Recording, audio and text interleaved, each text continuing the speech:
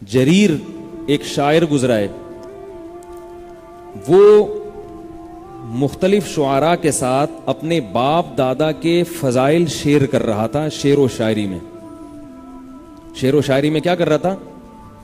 جیسے ایک شاعر نے اپنے باپ دادا کے فضائل بیان کیے. وہ عرب باپ دادا کے اس لیے بیان کرتے تھے کہ جو باپ دادا کی خصوصیات ہیں وہ اولاد میں ٹرانسفر ہوتی ہیں، تو وہ حقیقت میں اپنی فضیلت ہوتی تھی. میرے ابا ایسے، میرے ابا ایسے، اس کا مطلب میں بھی ایسا ہوں گا. پھر تو وہ جو تھے نا، جریر ایک شاعر تھا. ایک دن اس کے گھر میں کوئی ملنے کے لیے آیا تو اس نے دیکھا کہ ایک بوڑھا آدمی بکری کے تھنوں سے منہ لگا کے دودھ پی رہا ہے. ٹھیک ہے، ڈائریکٹ بکری کے تھنوں سے منہ لگا کے. تو بندے نے پوچھا یار یہ کون ہے، کیا کر رہا ہے؟ انہوں نے کہا یہ میرے والد محترم ہیں، یہ اتنے کنجوس ہیں کہ یہ گلاس میں یا برتن میں اس لیے دودھ نہیں نکال رہے کہ برتن میں جب دودھ نکلے گا تو تھوڑی سی شور کی آواز آئے گی، بچے آ جائیں گے مانگنے کے لیے ابا سے دودھ. بچے بھی انہی کے ہیں، میرے چھوٹے بھائی، وہ آئیں گے دودھ مانگنے کے لیے. تو ابا کیا کر رہے ہیں کہ بچوں کو پتہ نہ چلے احتیاطاً تھنوں سے منہ لگا کے ڈائریکٹ دودھ پی رہے ہیں. تو جریر نے کہا یہ میرے وہ ابا ہیں کہ کل میں نے ان کی سخاوت بیان کر کے مشاعرہ جیتا ہے. صحیح ہے نا؟ شاعری میں نے ان کی سخاوت کے قصے سنائے ہیں. اے میرا باپ ایسا سخی، میرا باپ ایسا سخی. تو ایک نے، یعنی شاعر دیکھ کتنے جھوٹ بولتے ہیں شاعر لوگ، سارے نہیں ہوتے ایسے، کہہ رہے یہ میرے ابا ہیں، اصل میں یہ ایسے ہیں. ٹھیک ہے نا، اصل میں ایسے ہیں. ایک شاعر بیان کر رہا تھا اپنے ابا کی سخاوت کہ میرے ابا جو ہے نا اتنے بڑے آدمی ہیں کہ 24 گھنٹے لوگوں کی گردنیں ان کے سامنے جھکی رہتی ہیں. جو بھی آتا ہے گردن جھکاتا ہے ان کے سامنے، بیٹھا رہتا ہے، اتنے بڑے ہیں.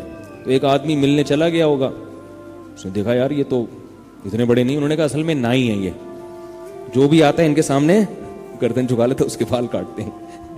ٹھیک، یہ نائی ہیں. تو فضائل سناتے ہیں. اللہ اپنا تعارف کروا رہے ہیں قرآن میں کیسے حیات پیدا کرتا ہوں. ہم جو انسانوں کی تعریفیں کرتے ہیں وہ کبھی غلط بھی ہوتی ہیں، کبھی صحیح بھی ہوتی ہیں. اگر صحیح بھی ہوں تو ظاہر ہے وہ محدود ہے نا. اگر کوئی بہادر بھی ہے تو کتنا ہوگا بہادر، اگر کوئی طاقتور بھی ہے تو کتنا ہوگا. اللہ اپنی لامحدود طاقت بیان کرتے ہیں قرآن مجید میں، اپنے لامحدود کمالات بیان کرتے ہیں. اتنی بڑی طاقت کہ فرمایا کہ ان اللہ یمسک السماوات والارض ان تزولا، آسمانوں اور زمین کے نظام کو اکیلا وہ تھامے ہوئے ہے، اکیلا. اتنی بڑی طاقت ہے. اور کمالات کتنے، ایک الگ موضوع ہے. لیکن ان کمالات کو بیان کر کے اللہ چاہتے کیا ہیں؟ فرمایا ہم یہ چاہتے ہیں ففروا الی اللہ، تم سب اللہ کی طرف دوڑو، ریس لگاؤ کہ کون اللہ کا قرب زیادہ حاصل کرتا ہے. ایک دوسرے سے آگے بڑھنے کی کوشش کرو عبادت میں، نیکی میں.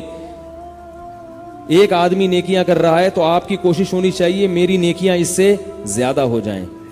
ایک آدمی عبادت کر رہا ہے، آپ کوشش کرو میری عبادت اس سے زیادہ ہو جائے. ایک سخاوت کر رہا ہے تو آپ کوشش کرو میری سخاوت اس سے زیادہ ہو جائے. ایک اپنے والدین کی خدمت کر رہا ہے، آپ کوشش کرو میں اپنی والدین کی خدمت اس سے بڑھ کے کروں. یہ مطلب ہے اللہ کی طرف بھاگنا. اللہ کی طرف بھاگنے کا یہ مطلب نہیں کہ آپ عرش پہ سیڑھیاں لگا کے چڑھنا شروع ہو جائیں. وہ کام کریں جس سے اللہ کا قرب حاصل ہو.